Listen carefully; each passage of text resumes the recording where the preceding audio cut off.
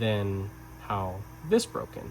And it's because of how the actual hook and design of the backlock is. So here's the tang of the blade. There's this little nub that comes over and it hooks and it keeps from letting loose.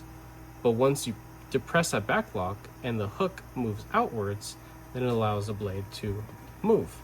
And it's a little difficult to demonstrate without having to actually disassemble something, but most people that have handled backlock knives, you know how they function, right? You know how they work. You know, there is a space underneath there that seats right on top of that, and the ledge for transition is very rounded off, very smooth, and at times polished from the factory. This came fully PVD coated. The whole thing was PVD coated. They didn't polish it after the fact or anything. So as you can see, it's lightened up quite a bit. And while I haven't worked through it completely, again, this will definitely get smoother over time. But it doesn't have that same release. And I'm willing to bet that it doesn't have that same release. Let me see if I can get something to point at this. I have actually a little Allen key. Let's use my Chris Reeve Allen key.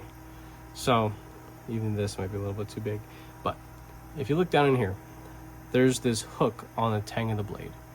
That little hook right there comes to a relatively crisp edge. If that was rounded off, when I go to depress the backlock, it would release far easier, allowing this thing to still be a one-handed backlock knife. Now you see right there, what I had to do was I had to literally mash the absolute crap out of my nail into it to allow it to let go. And even there, right there, you see how far down I have to press into this? I'm actually below the steel liners there, and even then it's not enough to let it swing down on its own.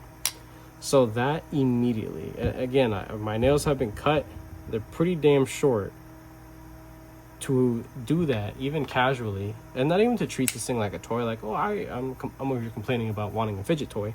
No, actually treating this thing as a knife and the respect that it deserves as a sharpened tool.